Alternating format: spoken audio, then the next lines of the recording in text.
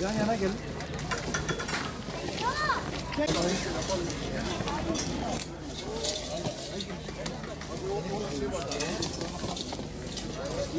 Tamam mı? Gelin kızlar gelin bu tarafa gelin. Gelin. Tamam mı? Tamam mı?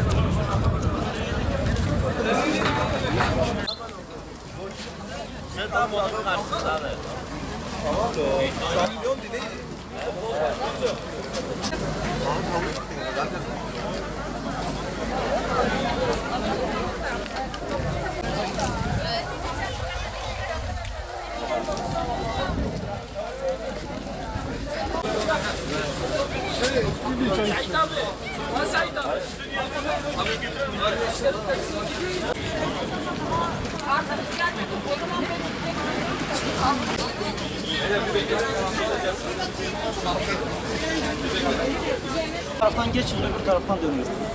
Bir öbür taraftan, üst taraftan dönün.